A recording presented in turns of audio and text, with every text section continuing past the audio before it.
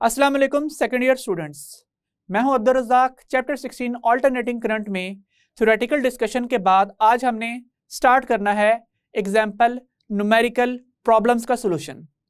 सो चलते हैं अपने व्हाइट बोर्ड की तरफ। डियर स्टूडेंट्स, हम चैप्टर 16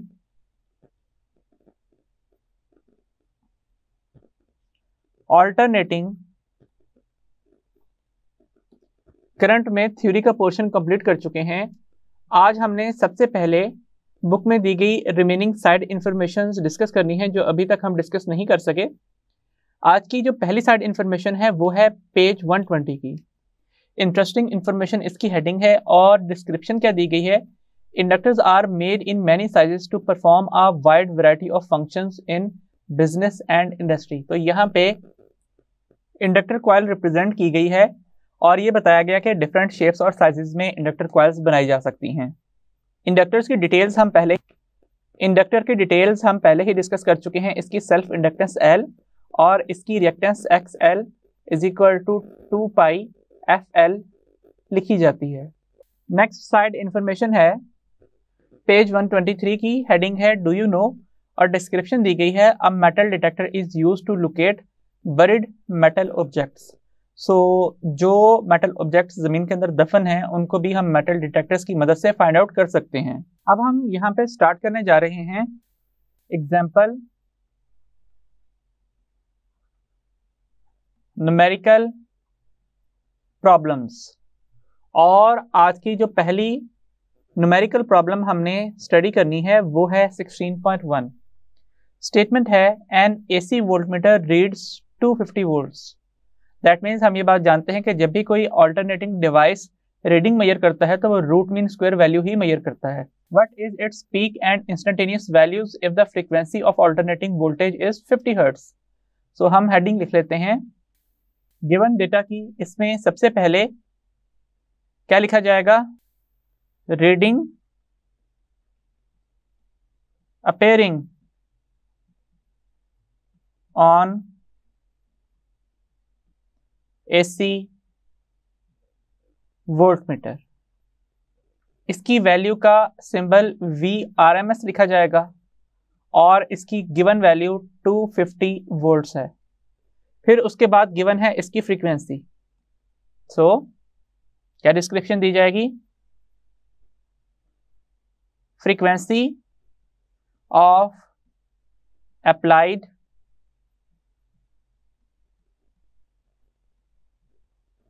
ऑल्टरनेटिंग वोल्टेज।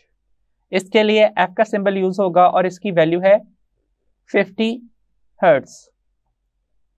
रिक्वायर्ड क्या है,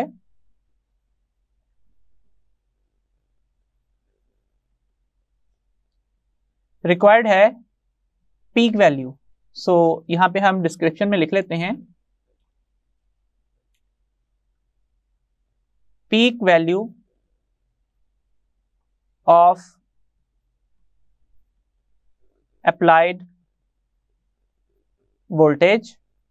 इसके लिए हम V0 का सिंबल यूज करेंगे और इसके अलावा हमसे पूछी गई है and instantaneous values. That means हमें नेक्स्ट जो चीज फाइंड आउट करनी है that is instantaneous value of applied voltage.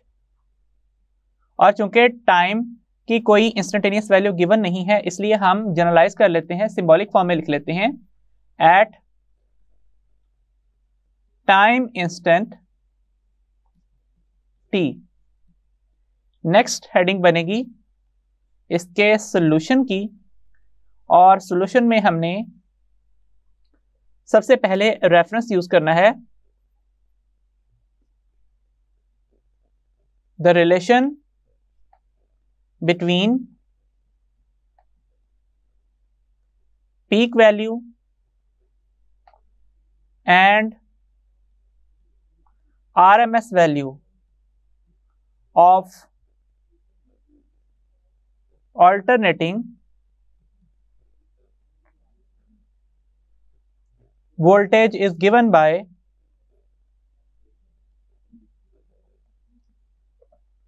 V0 is equal to √2 times VRMS। Next हम यहां पे लिखेंगे बाय substituting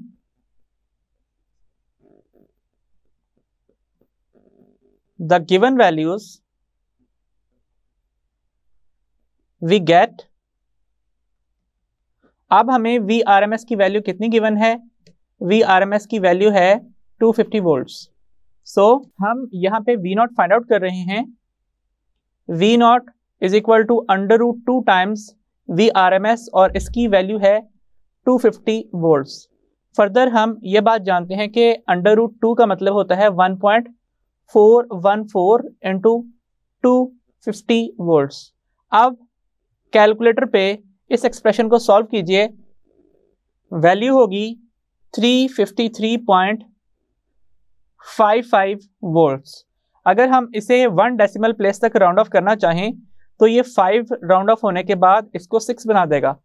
V0 का जो एक्सप्रेशन है वो होगा 353.6 वोल्ट्स के इक्वल। अब हमने next RMS value find out करनी है, तो हम यहां पे लिख लेते हैं to find instantaneous value of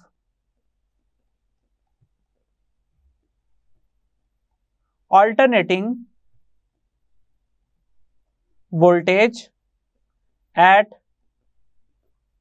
time instant t, use the relation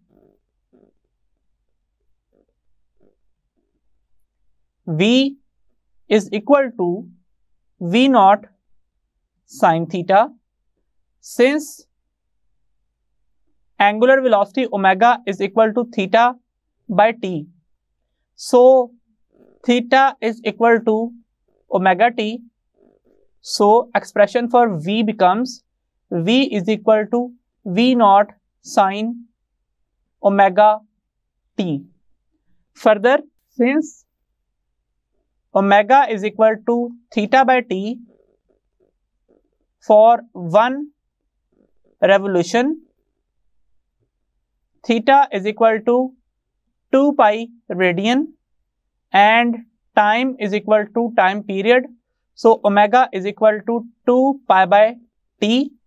फिर यहां पे लिखेंगे since f is equal to 1 over t, so omega is equal to 2 pi into 1 over t becomes 2 pi f, so expression for instantaneous voltage becomes V is equal to V0 sin 2 pi ft। By substituting the values of peak voltage V0 and frequency f in above expression, we get V is equal to V0 की value कितनी आई थी 353.6 sign 2 into pi, और frequency कितनी है 50 hertz, और time कितना है, time है t, क्योंकि इसकी कोई वैल्यू गिवन नहीं है। 353.6 जो टर्म है इसके यूनिट्स हैं वोल्ट्स में, तो यहाँ पे ओवरऑल इक्वेशन के यूनिट्स वोल्ट में लिख लेते हैं, क्योंकि साइन थीटा तो वैसे भी एक ट्रिग्नोमेट्रिक रेशियो है और रेशियो यूनिटलेस क्वांटिटी होती है। यहाँ पे इस टर्म के यूनिट्स पर सेकंड में और इस टर्म के यूनिट्स सेकंड में आएंगे तो यूनिट्स कैंसिल आउट हो जाएंगे, और हमें सिर्फ एक एंगल जिसकी वैल्यूज रेडियन में गिवन होंगी उसको सॉल्व करना पड़ेगा।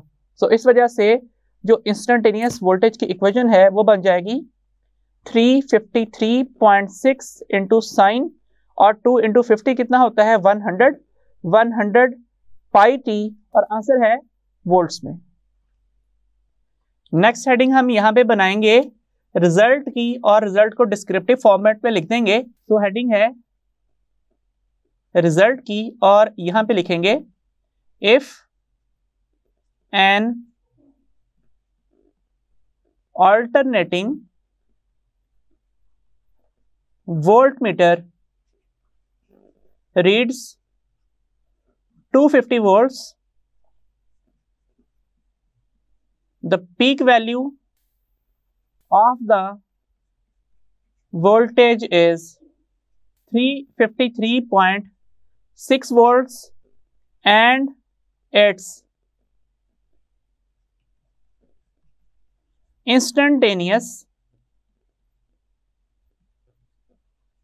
value at time t is V is equal to 353.6 into sin 100 pi t volts।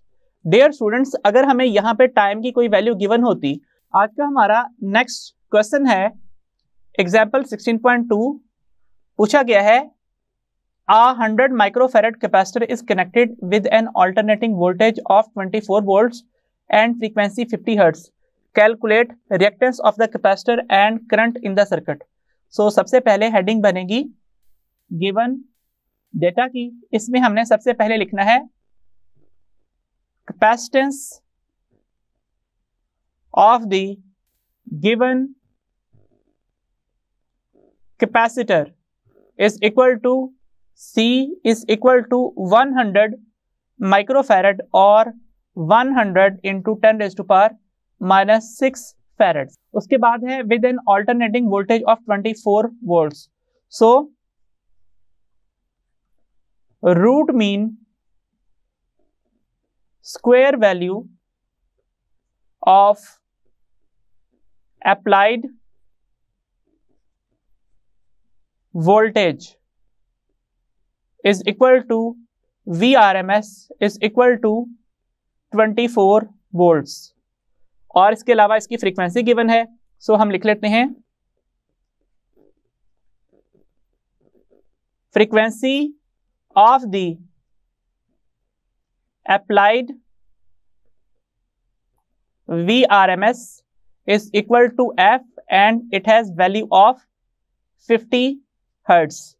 Required क्या है reactance of capacitor and the current in the circuit. So required की heading लिखिए और इसमें पुट करें reactance of the capacitor XC is equal to question mark and the root mean square value of current in the circuit। तो चूंकि capacitor में से DC वैसे भी फ्लो नहीं करता, अगर करंट फ्लो कर रहा है तो वो रूट मीन स्क्वायर करंट ही है, और इसके अलावा चूंकि root mean square voltage given है तो ये लॉजिक भी हमें यही बताती है कि हमसे रूट मीन स्क्वायर करंट ही पूछा गया है। नेक्स्ट हेडिंग बनेगी इसके सॉल्यूशन की।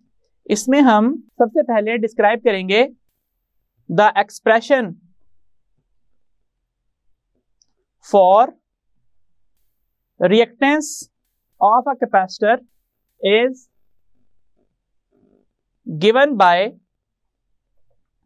XC is equal to 1 over 2 pi FC by substituting the given values we get XC is equal to 1 over 2 pi into 50 hertz into 100 microfarad का capacitor है। So 100 into 10 raise to power minus 6 farad. So XC is equal to 2 into 50 100 into 100 कितना होगा, ये होगा 10 raise to power plus 4। So 1 over 1 into 10 raised to power plus 4 into 10 raised to power minus 6 into पाई, और units हैं hertz और farad. XC बनेगा 1 over 1 into 10 raised to power 4 minus 6 pi hertz into farad, या फिर XC is equal to 1 over 1 into 10 raised to power minus 2 pi hertz into farads, या फिर XC is equal to 10 raised to power 2 over pi hertz into farad, या फिर 100 over pi and hertz into farad denominator में लिखे हुए हैं। सो अब हमने क्या करना है कि इस 100 को डिवाइड कर देना है पाई की वैल्यू 3.14 के साथ। आंसर होगा 31.8 ओहम्स। अब अगर आप ये देखना चाहें कि हर्ट्स इंटू फैरड का रेसिप्रोकल ओहम के इक्वल किस तरह से आता है, तो हम ये बात जानते हैं कि जो फ्रीक्वेंसी होती है वो 1/t के इक्वल होती है, इसलिए हर्ट्स को हम 1/सेकंड या फिर पर सेकंड में लिख सकते हैं। इसके अलावा चूंकि c is equal to Q/V होता है, इसलिए हम क्या कर सकते हैं, फैरड की जगह पे कूलम पर वोल्ट पुट कर सकते हैं। तो इस वजह से ये जो एक्सप्रेशन है 1 हर्ट्स इंटू फैरड, ये क्या लिखा जाएगा, ये लिखा जाएगा 1 पर सेकंड और कूलम पर वोल्ट। अब सबसे पहले तो ये पर सेकंड न्यूमरेटर में जाके सेकंड बन जाएगा, और इसके अलावा अब यहाँ पे जो टर्म डिनोमिनेटर से भी डिनोमिनेटर में है वो न्यूमरेटर में आएगी, v और साथ लिखा हुआ है कूलम पर सेकंड, और इसे हम यूं भी लिख सकते हैं v over coulomb per second. हम ये बात जानते हैं कि करंट का एक्सप्रेशन Q/T होता है, इसलिए एम्पेयर रिप्लेस कर सकता है कूलम पर सेकंड को। सो ये कूलम पर सेकंड एम्पेयर बन जाएगा और एक्सप्रेशन बन गया है वोल्ट पर एम्पेयर। इसके अलावा चूंकि रेजिस्टेंस का एक्सप्रेशन V/I होता है ओहम्स लॉ के जरिए से, इसलिए वोल्ट पर एम्पेयर को हम ओहम लिख सकते हैं, जैसे कि हमने यहाँ पे इस जगह के ऊपर रिप्लेस कर दिया है वोल्ट पर एम्पेयर को या फिर हर्ट्स इंटू फैरड के रेसिप्रोकल को ओहम के साथ। तो ये हमने फाइंड आउट कर लिया। अब नेक्स्ट काम किया है to find root mean square current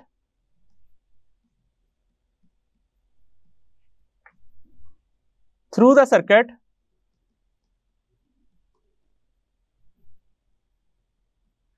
using Ohm's law। Ohm's law का एक्सप्रेशन क्या है, V is equal to IR, लेकिन यहाँ रेजिस्टेंस तो मौजूद ही नहीं है, यहाँ पे तो कैपेसिटर है, इसलिए उसकी कैपेसिटिव रिएक्टेंस लिखी जाएगी, और voltage root mean square voltage और current root mean square current कहलाएगा। अब हमें ये टर्म फाइंड आउट करनी है, तो XC इक्वेशन की इस साइड पे मल्टीप्लाई हो रहा है, लेफ्ट साइड पे जाके डिवाइड हो जाएगा और एक्सप्रेशन बनेगा VRMS over XC is equal to IRMS। That means IRMS is equal to VRMS over XC।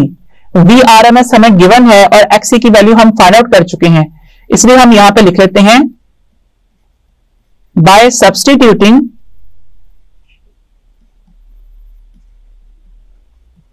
the given values we get, क्या एक्सप्रेशन बन रहा है, IRMS is equal to VRMS की वैल्यू है 24 वोल्ट्स और कैपेसिटिव रिएक्टेंस की value कितनी है, इट इज 31.8 ओहम्स। कैलकुलेटर पे सॉल्व कीजिए, आंसर होगा ऑलमोस्ट 0.75 वोल्ट पर ओहम या फिर एम्पियर्स। रिजल्ट की जिसमें हम डिस्क्रिप्टिव फॉर्मेट में अपने आंसर्स बताएंगे। Capacitive reactance of the given capacitor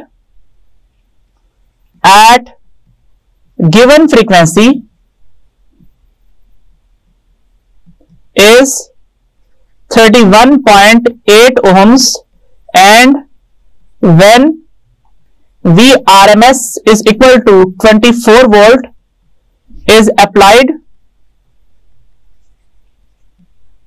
across its plates the IRMS या फिर root mean square current flowing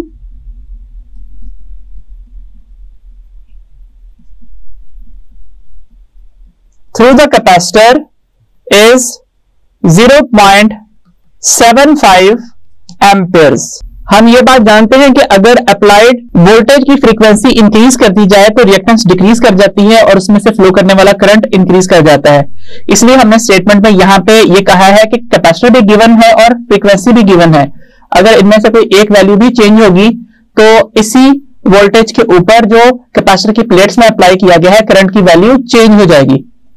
remaining example numerical problems next lecture में कंटिन्यू होंगे। So until the next lecture, Allah Hafiz.